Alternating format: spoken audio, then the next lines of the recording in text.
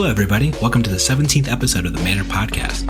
I'm your co-host, Roger Bodee, joined as always with my best friend and other co-host, Michael Hamilton. Michael, what's your favorite food? I just answered this on another podcast. I thought about it for a while, but I think it's curry. It's so good. You've been cheating on me with more podcasts? Whose podcast did ask you about your foods? It was the Fresh and Buds podcast. The Fresh and Buds? Who's on that hosted by Tommy Fresh. It's a great podcast. And I just did an episode with him. So. What did you guys talk about? It's like fab in general, I feel like. Just flesh and blood? Yeah. Oh, that's crazy. You talked about flesh and blood on a flesh and blood podcast. I wonder what that's like. Uh-huh. Well, thank you for asking, Michael. My favorite food is sushi, so I appreciate it. Thank you. So what are we going to talk about today on our actual Flesh and Blood podcast, though? Well, so the main topic is we're going to take a look at the Decklist from the first Battle Hardens that happened over the last weekend. These weren't Battle Hardens, those were Nationals. Yeah, Nationals. I wrote it wrong in the show notes and then I said it wrong on the podcast. Here we go. But before we get into our main topic, that we have a giveaway to announce. Thanks for reminding me about that. We did promise to give away something. We should probably give away the things we said we give away. And we randomly decided, using a random number generator that was very official, and I streamed my scream to Michael Hamilton to make sure there were no shenanigans. So if you have any issues with the winner, take it up with Michael Hamilton. And the winner was Vinyl Community College. So he's been a long-time listener, and he comments pretty frequently on our videos, so I'm pretty happy that he won. But thank you, everybody who did enter. I'm sure we'll give away more in the future at some point.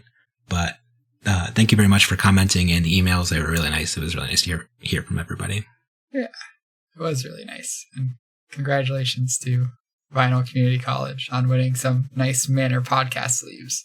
We'll be in touch about shipping information and stuff. Yeah, I grabbed his email off of one of his YouTube videos, so hopefully that's a good email for his sake as well. I'm sure we can get it figured out if not. So, you ready to jump into the Nationals events? The Battle Harden? No, the Nationals. Oh, okay, the Nationals. We also did talk about on the Fresh and Buds podcast, we did talk about the Battle Harden. I remember that. Oh, yeah? Did you say Roger competed in it and he's garbage and that's why he didn't top 8? Did you say that? I did not say that. How did you do in the Battle Harden? I lost in round 3, and that was pretty much the end of my story. It was a really close game, and yeah, that was it. That was done. It's those kind of tournaments where you lose once and you're done. So losing in round 3 sucked. I played Old Time, but at least Old Time delivered my Nationals qualification the day before, so overall couldn't have been too upset on the weekend. Awesome. So speaking of Old Time, he's kind of been crushing it at these Nationals, huh? Yeah, it's your time to shine, Michael Hamilton. Old Time's number 1. You're going to go win all the Nationals playing Old Time. You're going to win U.S. Nationals and Canadian Nationals and Mexico's Nationals. You're just going to be an international national crusher. I can only play in one Nationals. That's the rule. You can't be a globe-trotting national Old Time? Nope. Well, I could play at different Nationals next year if I move somewhere, but this year, playing U.S. Nationals, and that's it. Oh, that's unlucky for me, because I'm playing in U.S. Nationals, too. So, Old Time's been doing quite well. He won both of the largest Nationals over the last weekend, both Australia and France. We actually couldn't find any Decklist from Australia Nationals, so we'll talk about the France one. We were just in France. Remember that? Yeah, I do remember that. It feels like it was a long time ago, but it was actually like a few weeks, I think. Yeah, like 2 weeks at this point. 3 weeks. 2 weeks, right? Yeah, like less than 3 weeks. More than 2 weeks. So, do you want to read off the tournament winner from France's Old Time Nationals? Yeah. Congratulations to Mohamed El Fardi. I appreciate you pronouncing the name because I don't think I would have been able to. Anyway, so in the deck, I'll start with the equipment. There's one crater. I'm not going to say one for each equipment. There's Crater Fist, Crown of Seeds, Viandal Spring Tunic, Heart of Ice, Ironhide Legs, Nullrune Boots, Nullrune Gloves, Rampart of the Ram's Head, Sledge of Anvilheim, and Winter's Wail. So notable things about the equipment is there is a Heart of Ice for Icelander, presumably, and I guess also probably Kano if Kano is a thing. No Stalagmite, so probably looking to be a more controlling Oldheim build. Yeah, only using Ramparts, not even an Arcane Lantern in there too for more Arcane Barrier. Yeah, though there's Sledge for the matchups that you don't need a shield, I guess. Like that makes sense. For red cards, sorry, go ahead. I was just going to say, yeah, there's nothing amazing about the equipment, just pretty standard Oldheim stuff we've seen so far. Yep. The only thing that stands out, like I said, the lack of Stalagmite, but that makes sense if you're a pretty defensive deck. So at red, there's 2 Biting Gales, 2 Choke Slam, 3 Command and Conquer, 2 Crush the Weak, 3 Enlightened Strike, 2 Glacial Footsteps, 3 Macho Grande, 3 Oakenold, 3 Oasis Respite, 3 Pummel, 3 Spinal Crush, and 3 Staunch Response. At blue, there's 3 Autumn's Touch, 1 Blizzard, 3 Channel Lake Frigid, 3 Choke Slam, 1 Cranial Crush, 3 Disable, 1 Exposed to the Elements, 3 Glacial Footsteps, 3 Hypothermia, 3 Macho Grande, 1 Pulse of Eisenloft, 2 Pummel, 2 Sotomaro, 3 Terra Sunder, 3 Winter's Bite, and 3 Winter's Grasp. There's really not a lot of Earth cards in this deck, huh? It's only the Autumn's Touch, the Sotomaro, and the Pulse. There's 6 total Earth. There's also not a ton of ice cards either. I think there's 14 ice cards, but that's also kind of lower on the ice count as well. Yeah. So he's probably just not looking to use the elemental fusion mechanics too often, but that makes the inclusion of Biting Gale a little bit more surprising as well. Yeah, Biting Gale with 14 ice cards. It's not like you're not going to fuse it most of the time, but the times that you don't could be pretty costly. Or the times that you draw and you can't fuse it. Yeah, I don't think either of us have ever been a big fan of Biting Gale in general. It's just not a card that's ever been super impressive. Yeah, I agree with that. I wonder what matchups it's specifically for. I think it's pretty good into Fi, but I guess sometimes Fi doesn't even attack for 4. A lot of the time Fi attacks for 3, and that's kind of makes it a lot worse, but probably just super punishes Rune Blades, just makes it so that if people are trying to play more defensive and keep their 2 cards to play around Ice React, you still just get them. Yeah. Against Rune Blades, I found that there's a reason a lot of the time that they just play non-attack into attack and don't have any cards left in hand, and then they swing the Rosetta Thorn, or multiple non-attacks in the case of Briar.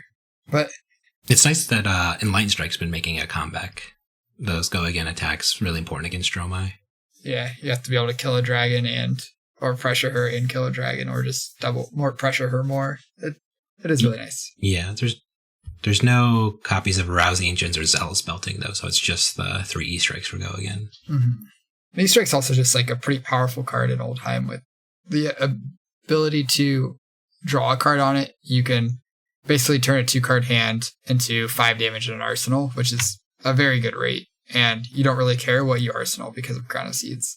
I've kind of sung the praise of Enlightened Strike in Oldheim in the past, but I think it is quite powerful. Yeah, he was in your first tournament winning Decklist all the way back a year ago in Orlando. Yeah. So. But do you think it's just an Oldheim world and we're just living in it now? There's nothing we can do to suppress the Oldheim dominance? I think that there are counters to Oldheim. I think both Dromai and Icelander are still favored into him if they can get the build right. It's tough, and Oldheim is a very good deck, and he will definitely be a solid force in the coming weeks of Nationals, and I expect him to keep performing well just because the deck's so powerful and it lines up so well against the aggro decks that people are pretty inclined to play. Briar, Viscerai, and Fi all really struggle into Oldheim that's tech to beat the aggro decks. That makes sense. I guess we'll just have to keep seeing how Nationals play out, but for right now, it definitely looks like Oldheim is the deck to beat in this current meta. Yeah, for sure. Oldheim's good. Yay. Moving on, who do you want to talk about next? Yeah, let's jump to Briar, our Pro Tour champion, Queen Briar, whatever you want to call her. She has been dominating. She's very close to Living Legend at this point, and her results were quite good this weekend as well, winning, I think, 2 Nationals, but we're just going to talk about one. Long Dao won the Austria Nationals with Briar, and their list includes 1 Aether Ironweave, 1 Crown of Dichotomy, 1 Crown of Providence, 1 Final Spring Tunic, 1 Grasp of the Arc Knight, 1 Rosetta Thorn, 1 Snapdragon Scalers, and 1 Vexing Cool Hand. And I realize I said 1 in front of all of these again, but it's too late. We're not going back. Yeah. What do you think about playing Rosetta Thorn? That's a pretty surprising inclusion in these Runeblade decks. Do you think that card's very good? Yes. Well, I guess we'll just have to keep seeing if it stays popular. Well, okay. Red, it has 1 Arcanic Shockwave, 3 Bramble Spark, 3 Channel Mount Heroic, 3 Coax of Commotion, 3 Command and Conquer, 3 Enlightened Strike, 3 Exude Confidence, 3 Lightning Press, 3 Lightning Surge, 3 Nimblism, 2 Overload, 3 Ravenous Rabble, 3 Scar for a Scar, 3 Sigil of Suffering, 3 Snatch, 3 Sonata Arcanics, and 3 Swarming Gloomveil. At yellow, there's 3 Earthlore Surge, 1 Pulse of Candlehold, and 1 Snatch. At blue, there's 3 Autumn's Touch, 3 Captain's Call, 3 Earthlore Surge, 3 Force of Nature, 3 Sotomaro, and 3 Tome of Harvest. And of course, there's the 1 Gorganian Tome that doesn't have a pitch color strip thing. So, notably, no Belittle Minimalism. It won the Pro Tour, nowhere to be seen. Yeah, this list kind of feels a little all over the place to me, I guess, to be honest. What do you mean?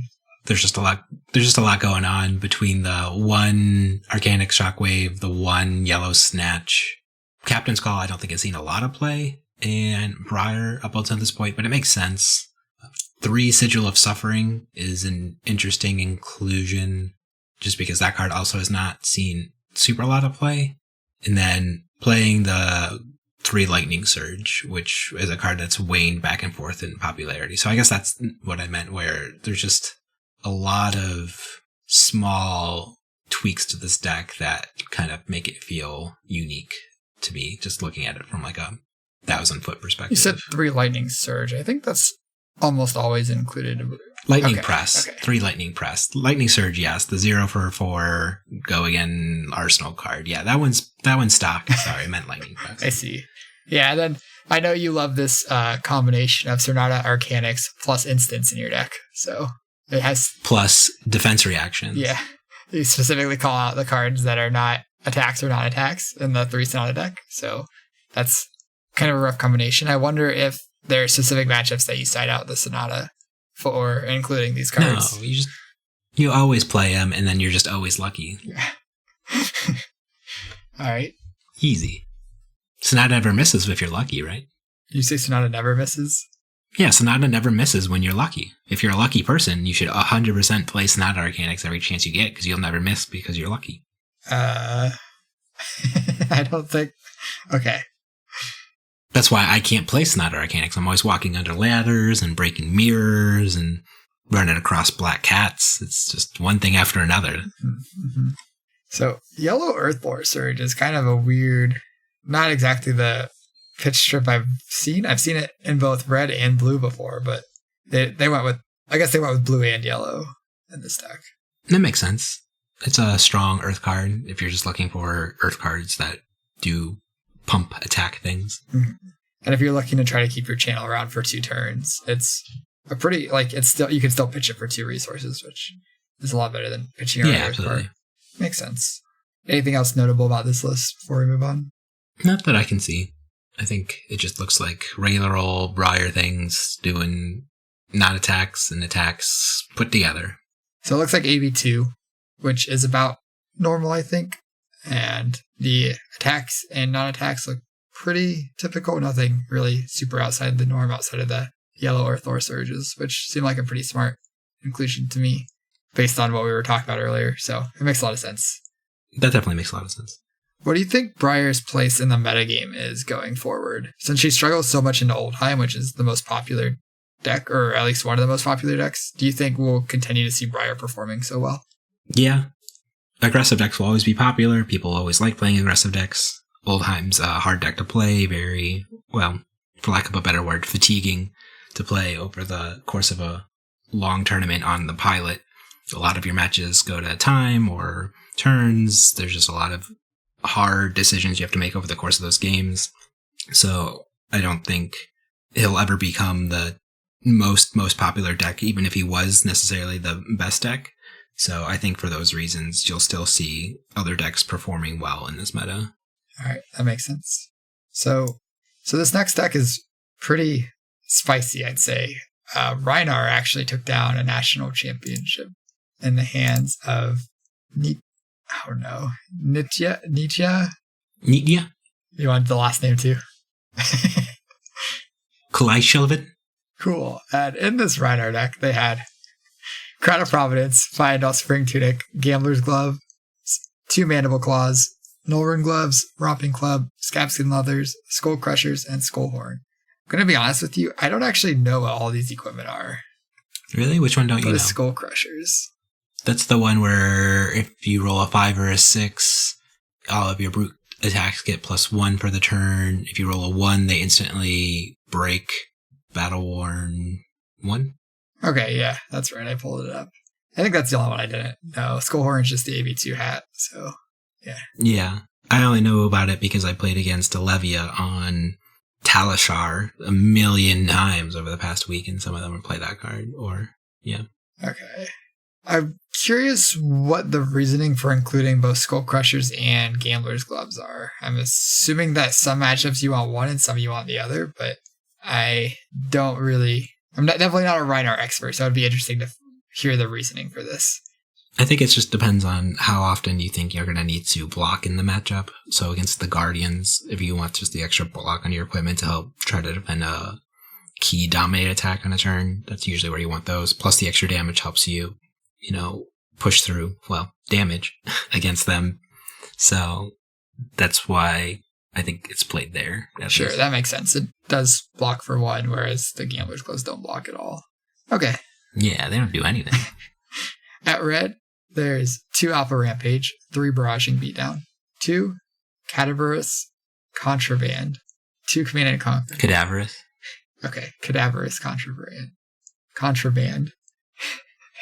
2 Command and Conquer, 3 Erase Face, 3 Fate Foreseen, 2 Massacre, 3 Pack Hunt, 3 Pulping, 3 Sink Below, 3 Swing Big, 2 Wild Ride. At yellow, 3 Barraging Beatdown, 3 Barraging Big Horn, 2 Beast Within, 3 Blood Rush Bellow, 2 Pummel, 3 Smash Instinct, 2 That All You Got, 3 Wrecker Romp. At blue, it's 3 Barraging Beatdown, 3 High Roller, 3 Pummel, 3 Reckless Swing, 3 Sand Sketch Plan, 3 Wrecker Romp. Wow, pronouncing Reinar cards is hard. Not used to it. You're just not used to pronouncing them. Yeah. So there's a couple things quite a few things about this list that surprised me. Oh yeah, what's that? First, how do you say it? Cadaverous? Cadaverous. So if there's a cadaver, that's a dead body. Cadaverous contraband. It's 2 people smuggling a dead body on a boat on the art of the card. So is this in here just to try to get back your Blood Rush Bellows because Blood Rush Bellow is the strongest brute card? Yeah. Okay, that makes sense. And there's Blood Rush Bellow is very good. There's only 2 copies of Beast with it. That was one of the brute cards that I've always been very impressed with. You usually lose 1 or 2 life when you discard it, but you getting add an extra card to your hand is quite valuable. Yeah, I could see trimming 1 combi one time though, because it's not an effect you want a lot of over the course of the game, and drawing 2 is also kind of awkward. And then it's just never a card obviously you want to be actually casting, so I could actually see a world where playing 2 makes sense. Okay. One thing I do really like is the blue pummels. When testing Reinar, if you play with the red pummel, I notice a lot of times that your random discard effects don't work with it at all. So you get punished pretty hard for having these red pummels in your deck that you don't really want to pitch to play. You don't want to pitch a red pummel to play your Blood Rush Bellow, but sometimes you draw them together when you're playing red pummel. And Blood Rush Bellow was by far the better of the 2 cards, so I just didn't want to play red pummels. But with these blue pummels, they seem like perfect, because if you're going to play a random discard, you can pitch a blue pummel. But later, if you cast your Blood Rush Bellow and you draw into a blue pummel and you don't need the resources, it's a pretty nice card to actually have. Yeah, and then there's a lot of 2-cost attacks that you're happy to pitch a blue, play, and then use a tuna counter to do. Obviously, there's the Command and Conquer and Erase Face, but Swing Big also notably costs 2. So then you get the 12 damage and the discard on that. Oh, 10 damage, because blue pummel only adds 2. Oh, yeah. And I guess 11 with the yellow. Yeah, and Cadaverous Contraband. You can pummel that, get back your Barraging Beatdown, Not Barraging Beatdown. Your Blood Rush Bellow? Or I guess you could get back Barraging Beatdown, but I assume you are usually getting back Blood Rush Bellow. More than likely. Yeah, this looks like a pretty cool list, and congratulations to our Rhinar player for taking down their nationals with Rhinar. Are you going to play Rhinar at the U.S. Nationals now? Beat up all the Oldheims that want to block, and you just say, no, rah, I'm a brute. You know, I do really like this list. I think it's a pretty good Rhinar deck, but I don't know if Rhinar is the hero for me, you know. I don't want to give away my nationals plans, but I don't think Rhinar is in them. Why not? It's very similar to Sonata Arcanics, the card you should also always play. You'd only ever roll 6 on your boots, so... Ooh, Rhinar is quite good if you just always get a 6 on your Scabskin Leathers. Yeah, and Skull Crushers are sick if you just always roll 6 too. Oh, that's a pretty powerful combination. Maybe you're right. Maybe I should just play Rhinar at everything. You even get some wiggle room with Skull Crushers. You can even low roll for Michael Hamilton and get a 5, and they still do their thing. So they're basically 100% of the time active for you. So, what do you think Rhinar's place in the metagame is going forward? If you are just looking to push a lot of damage in hard to block ways, he's definitely the hero. I think that does that best in the game at the moment. Or I guess physical damage, because the split damage between arcane and physical is quite difficult to deal with in Viscerai. But I think Brute is insanely close to being an actual tier 1 deck. I think it's still in tier 2 at the moment, but upper tier 2, if that makes any sense. Yeah. I kind of think that he's pretty held back by his matchup against the Runeblades, with a lack of a lot of relevant on-hits and just the sheer efficiency of Rosetta Thorn. I think Rhinar will always struggle into them. But, you know, Rosetta Thorn might be gone pretty soon. It almost certainly will be gone pretty soon. And in a metagame of Dromai, Oldheim, Icelander, Dash, maybe, I feel like Rhinar seems like a pretty solid choice. I don't think Rhinar is that great into Oldheim, but maybe that's just my play testing experience. It ultimately comes down to you're both swinging big, dumb attacks, but Oldheim's attacks are big and dumb and have more relevant on-hits in the matchup, where yours are just big, dumb attacks. Yeah, that's fair. Thinking back, I'm like, if you have a very good Rhinar build, though, does that change it? Because I know when we were doing our testing, I don't think our Rhinar decks were as good as this deck is, if that makes sense. I don't think our lists were this clean. We could try it. So we'll be sleeving up Rhinar in some testing games soon. Yeah. All right. Well, I guess I also want to say if Oldheims do end up shifting back to a more defensive version, then Rhinar is quite good against the more defensive Oldheims. It's when the Oldheims are reasonably mid-rangey to aggressive that Rhinar struggles against it, I would think. Yeah. But speaking of decks that are usually just good into Oldheim in general, what about Dromai? Yeah. So Adrian Fagel, I don't know, Fjell, won their nationals in Norway with Dromai. In their list, there's Arcanite Skullcap, Crown of Reflection, Flamescale Furnace, Fyendal Spring Tunic, Ghostly Touch, Phantasmal Footsteps, Silken Form, Storm of Sandakai. So, right off the bat, Fyendal Spring Tunic and Flamescale Furnace. I'm curious what this is for. Maybe it's an Icelander tech where you board in the Tunic against Icelander, because you don't really need the block value on the Furnace. But also against Runeblades. I think you just really want it against Guardians more so than anything, right? You just want the Furnace against Guardians? I would think that's where it shines the most, right? Because a lot of the time, if Oldheim tries to Ice React the last card in your hand, you can just pitch it to make some Ash tokens, given that you played a red card on the turn, which is pretty easy for Dromai to do. And then you just float the resources and make some Ash, and the Ice React doesn't do anything. Yeah, that makes sense. So you think Flamescale Furnace is more of the sideboard card and Fyendal Spring Tunic, so more... Or I shouldn't say sideboard or main deck card, but they usually would use Fyendal Spring Tunic then and play Flamescale. Yeah, if you're not trying to block super heavily or just trying to race or not being presented with a lot of, I guess, dominate attacks, it makes sense why you would want Fyendal Spring Tunic, just because in your redliner deck, getting free resources is almost always equivalent to getting a free card at that point. Sure. Moving on. At red, there's one Burn Them All. That already stands out to me. I'm used to seeing 2 or 3 of that card. 3 Command and Conquer, 3 Dunebreaker Cenobi, 3 Embermoss Cenobi, 3 Erase Face, 3 Fate Foreseen, 3 invoke Asvali, 3 invoke Chromai, 1 invoke Dominia, 1 invoke Dracana Optimi, 3 invoke Kyloria, 3 invoke Miragi, 2 invoke Necria, 2 invoke Uvia, 1 invoke Tumultai, 3 invoke Yenderai, 3 Rake the Embers, 3 Ravenous Rabble, 2 Sand Cover, 3 Sigil of Solace, 3 Sink Below, 3 Spears of Surreality, yeah. 3 Sweeping Blow. At yellow, there's 1 Remembrance. At blue, there's 3 Billowing Mirage, 3 Ember Moss Cenopai, 1 Energy Potion, 2 Passing Mirage, 1 Semblance, 3 Sweeping Blow. We're almost there. We're almost to 0 Semblance. Still 1, though. Yeah, I imagine you just want to set it up for your Gajillion cycle for once your Ghostly Touch has 80 million counters on it to try to push it through on the last 3 cards you have in your deck. Yeah. After your match is gone for 5 hours. It won't go for 5 hours. You'll draw way before that. It'll feel like 5 hours for everybody involved in the match. So what dragons are notably missing? We don't have any Thermais, so not worried about that tech for Icelander, obviously, because that matchup's pretty good anyways. You don't necessarily need it. They're on 2 Uvia, so I assume they just decided that Uvia was better than Thamai, because Uvia is reasonably harder to kill. Mm-hmm. But yeah, no Thamais. No, I think that's the only one that's missing. The only dragon that's missing. The only no Vincerakai either. There's 2 Necria and no Vincerakai.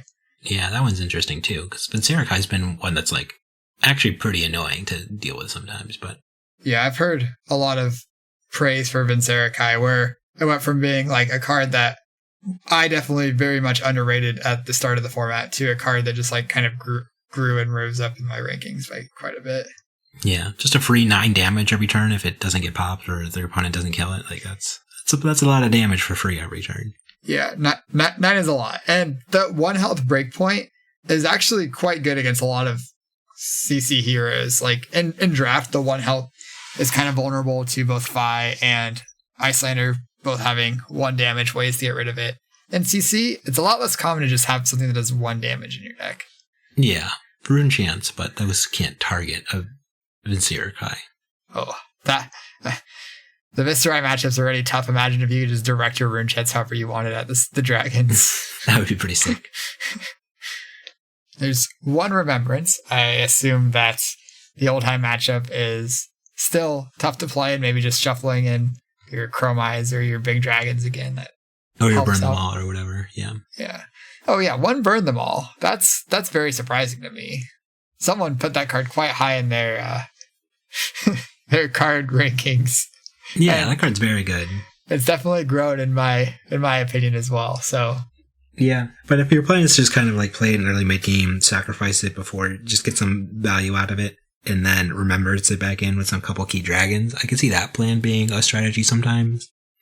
Or just wait until like 3rd cycle and then just playing 1 and then keeping it around for basically the rest of the game at that point also makes sense. So it's not a card that you necessarily need a lot of, but it's still just a red go again and block 3 aura that kind of plays well with some other interesting things you can do in the deck. Yeah. And I guess this deck... There's no Oasis Respites. That's the only defensive card that doesn't make an appearance in this list. Yeah. 2 Sand Cover, 0 Oasis Respite, and then the 6 0 cost E-Reacts. Yeah. So, a little bit less defensive than some of the Dromai lists I've seen in the past, but look solid. And they were able to take down a Viserai in the finals of their nationals. And Viserai is, in my opinion, one of Dromai's harder matchups, between having a lot of poppers and having a lot of arcane damage that's hard for Dromai to block with her D-Reacts. So he could easily just like attack dragons with his go again attacks, finish with Rosetta Thorn, and several Rune Chants going at Dromai. And with the low blue count, it's pretty hard to block that out. Yeah, but I also heard he was on the Belittle Minnowism version of Viserai. That is At least true. that's what you put in the show notes. And that means you have significantly less poppers, so your dragons are much safer to attack with, and just shows that Belittle Minnowism is a garbage strategy of Viserai, so... You're a Viserai, or a Belittle hater.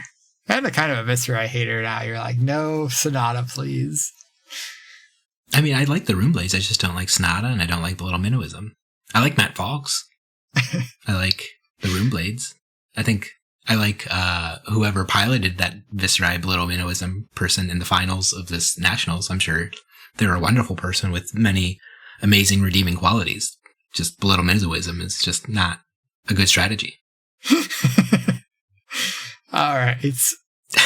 Moving on, speaking of Viserai. So, Viserai, I think that's all the heroes that actually took down a Nationals. A classic constructed Nationals. At least there was a Dorinthia that won a Blitz Nationals, but we're not talking about Blitz today.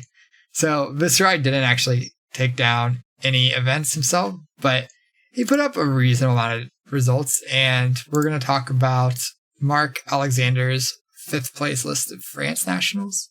For equipment, there's Aether Ironweave, Crown of Dichotomy, Crown of Providence, Fiandal Spring Tunic, Grasp of the Arc Knight, Null Rune Boots, Rosetta Thorn, Spellbound Creepers, and Vexing Coil Hand.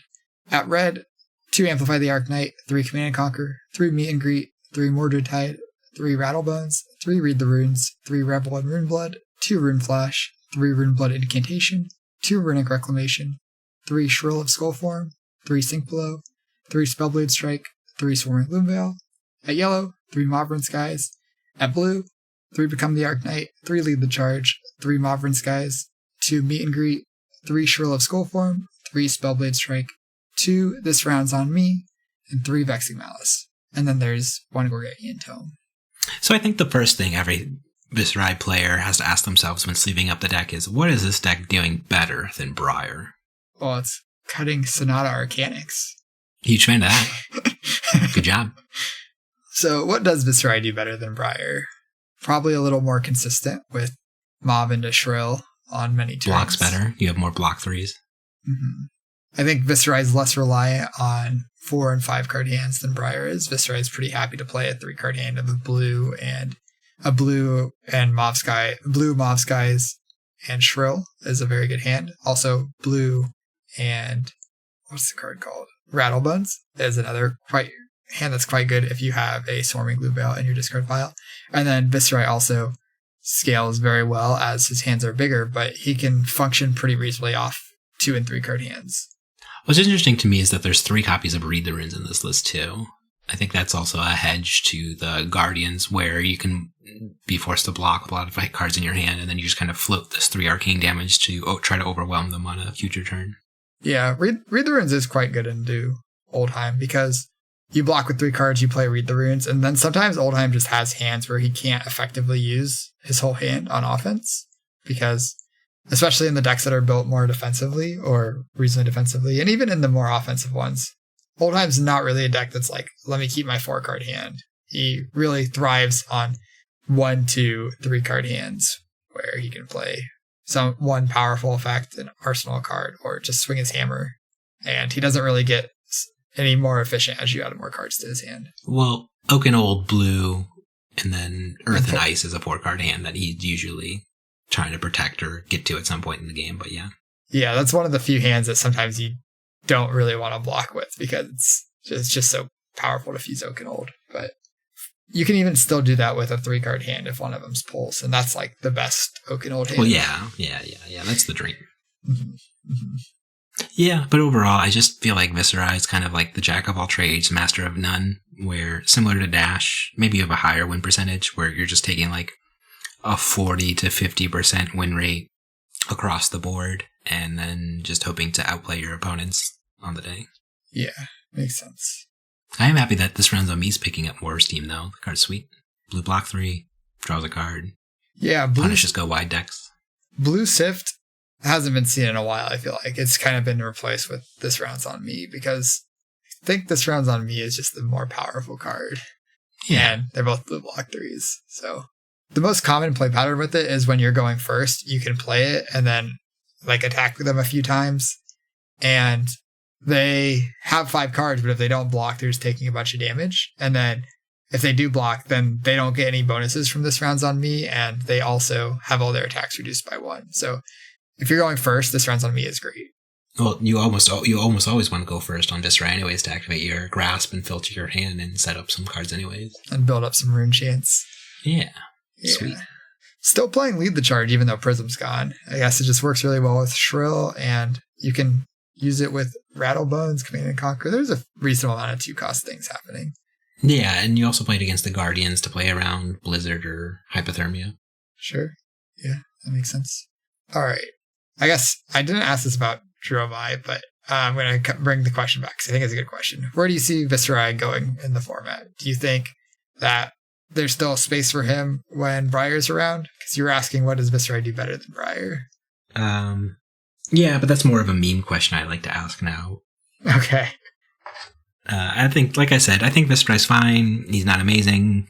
There's nothing that's like making him jump off the paper, like Decklist registration sheets that make him look broken or anything like that. He's just a good, consistent hero that plays a very good, consistent game.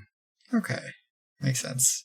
Yeah, I think Viserai is in a reasonable spot. I think Oldheim's kind of tough for him, and Icelander's kind of tough for him, but I think his Dromai matchup's quite good, and I think he's like fine in the aggro mirrors as well. I'm not convinced that Briar really has much of an edge over him. It's just kind of like high variance games, though, aggro mirrors are. So yeah, Briar has a higher ceiling and a lower floor, but the high ceiling is pretty gosh dang high.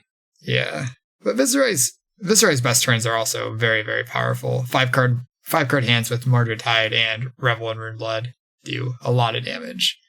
Yeah, but it's just not the same ceiling as like sticking around a Channel Mount Heroic for like 2 or 3 turns, you know? Yeah, the best Channel Mount Heroic turns are very, very powerful. Yeah, where you're just drawing 3 cards and presenting like 80 damage, and your opponent's like, well, guess I'm just dead. I don't think I've seen 80 yet, but... Oh, well. Your Runeblade player opponents don't get as lucky as mine do, I guess. Yeah, I'm very lucky, so it makes them unlucky. What's the difference between them getting unlucky and me getting lucky, you know? There isn't. There's no difference. So, moving on. Luck is zero sum. Our next deck to talk about is Icelander. She also did not win, but there were a reasonable amount of them in the top 8 of different nationals, including 3 in the Australia top 8, which was the biggest nationals this weekend. I'm curious if this means that maybe she has issues closing. Maybe the best player... Do you think it's possible that the best players are able to just play in a way that shuts down Icelander?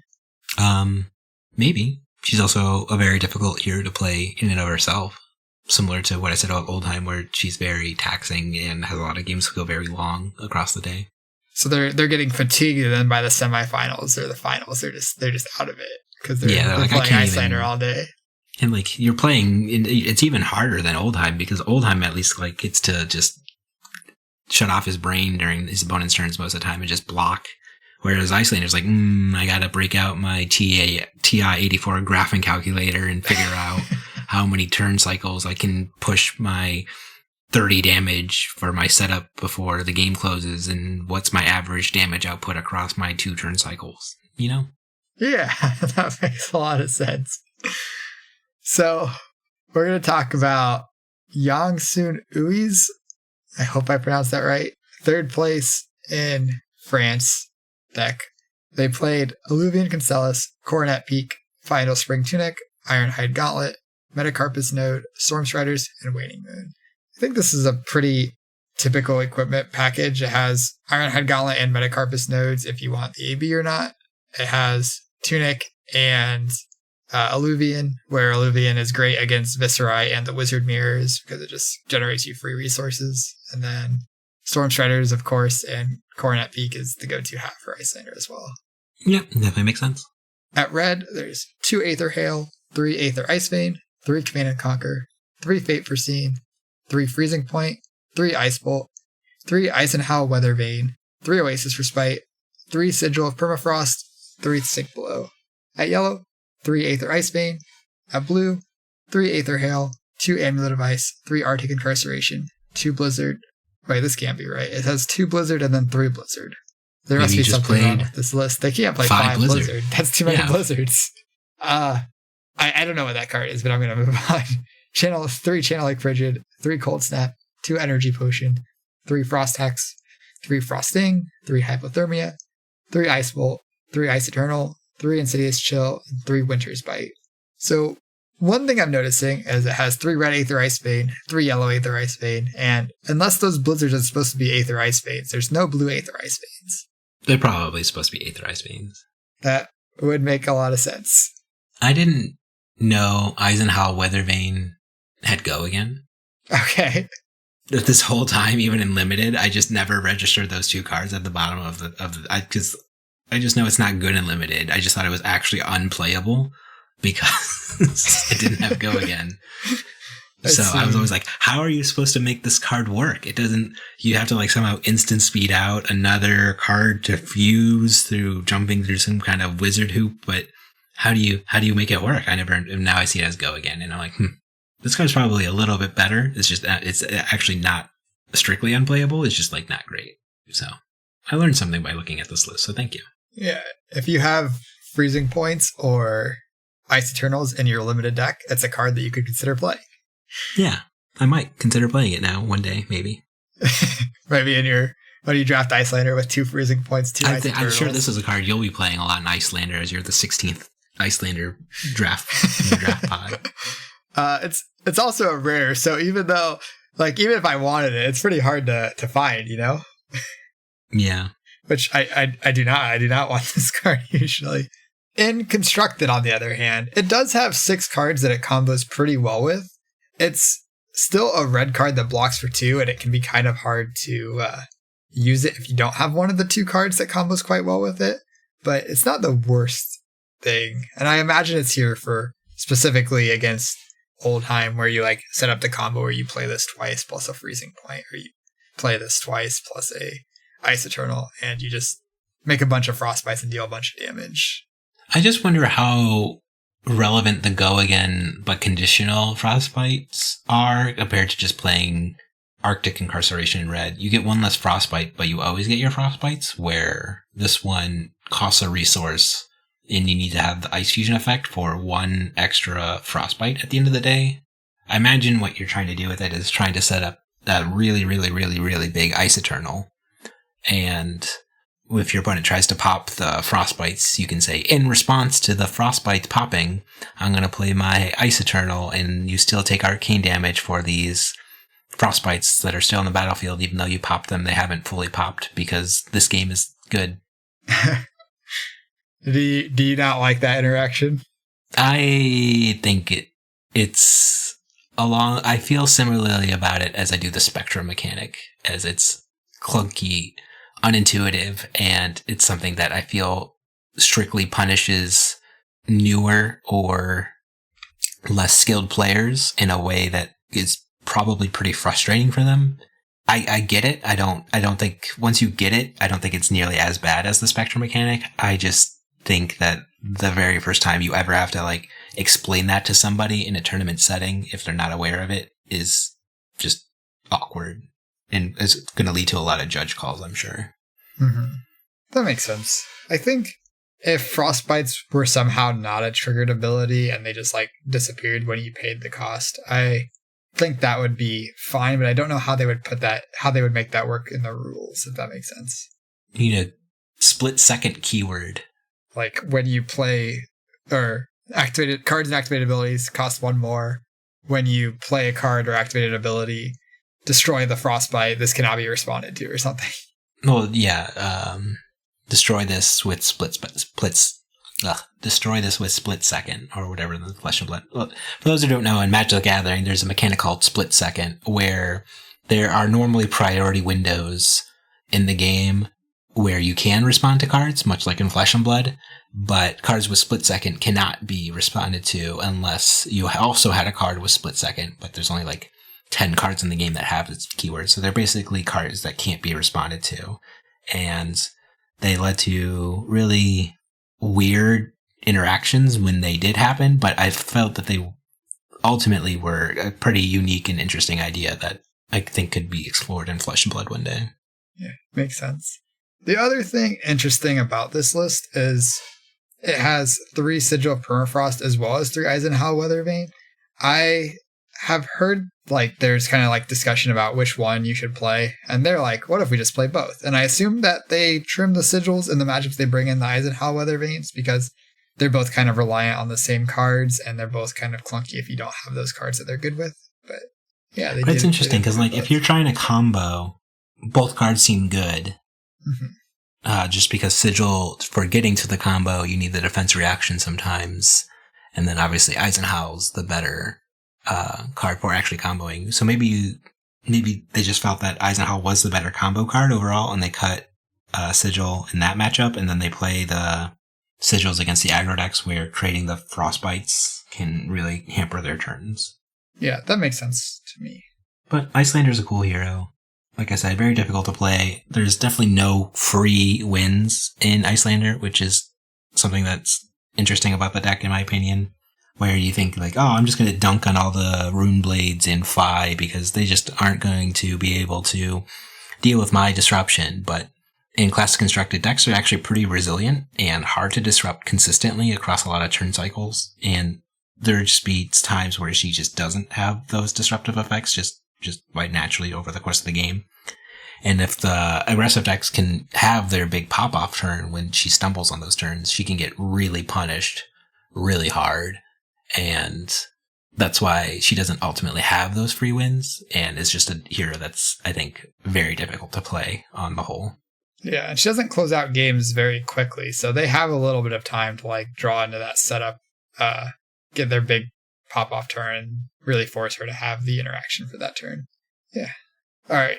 Moving on then, we'll talk about some of the underperformers. I don't have deck lists for these, but I just wanted to briefly bring them up. Fi didn't do too hot this weekend. I think Fi's best matchup in Class Constructed was Prism for a while, so Prism leaving and then Fi struggling a little bit kind of makes sense. I'm wondering if he's still unsolved now that the Stubby Hammers ban went through, or was it just... It seems kind of crazy to me that they removed this one equipment that was worth like 5 or so, maybe 6 damage on his combo turn, and now the hero goes from being the best by a lot to completely unplayable. I think completely unplayable's a little strong. I think ultimately he almost suffers from the Rhinar effect, where Fi's just always presenting damage. There's no crazy on-hits or disruptive effects that Fi has. Fi just used to push like crazy amounts of damage on the combo turn, and 5 or 6 life is pretty relevant, you know, given that most pieces of equipment generate you like 2 life most of the time. So having equipment that goes like so far above value is crazy, especially considering that Fi arguably still does have a piece of equipment that generates like 6 damage in the Mask of the Pouncing Lynx, tutoring up the lava bursts on their critical turns. So he still has like a really good equipment overall, I would say. It's just he doesn't have a broken piece of equipment he has one less slot of broken equipment anymore, I guess I should say. Though I do think his gloves are quite good. They're fine. What are they called?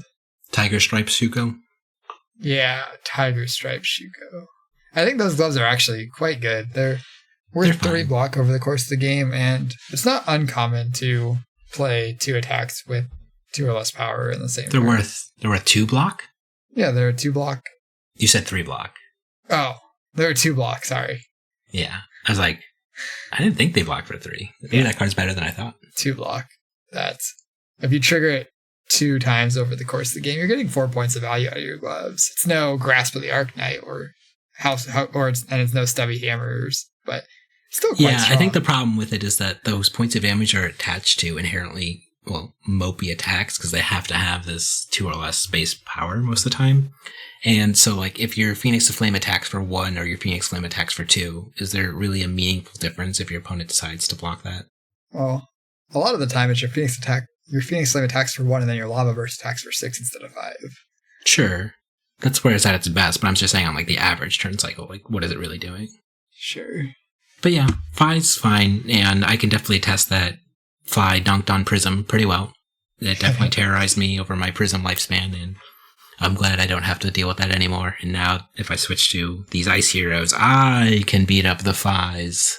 The shoe's on the other foot now, Michael. Sure. And then, I guess, do you think that part of it too is the Rune Blades are so strong, and maybe once the Rune Blades rotate out, maybe Fi will have a chance to shine a little bit more? Maybe. They also just have generally better equipment, which is crazy considering we were saying Fi's equipment is good. Their equipment is just better. And they also are capable of presenting relevant on hits where Fi does not. Okay, that makes sense. And then the last hero I want to talk about is Lexi. I think that I really like Lexi, and I think that she is solid and is held back by kind of mediocre equipment, but... Yeah, I feel like everything we just said about Fi can just be copy and pasted onto Lexi if we're talking about like the aggressive versions of Lightning Lexi. And if we're just talking about like the controlling versions of Ice Lexi, we can just copy and paste that onto like, well, if you're playing a controlling Ice hero, why not just play Icelander or Oldheim? They're both just better options for doing what that strategy is. Sure, that makes sense. I think Lexi does do a pretty good job at like kind of splitting the difference between aggression and disruption. And the Pro Tour list that Easton Douglas played looked really sweet. He has there's a deck tech of his deck where it's kind of like, it's like this Ice Lexi that's playing some of the good Lightning arrows and some of the best Lightning cards. So it's more like a hybrid Lexi and it's on 9 winners bites. I think that deck was like specifically built to target Rune Blades. And I'm wondering if like this open format makes Lexi a little bit worse because there's like so many different decks. And there's also just a lot of Oldheim, which is also a nightmare when you're playing Lexi. Yeah, I imagine Icelander is a nightmare for it too, where it's just like you are trying to do, you obviously have to activate your bow, which gives a lot of priority windows for Icelander to come in and do disruptive things.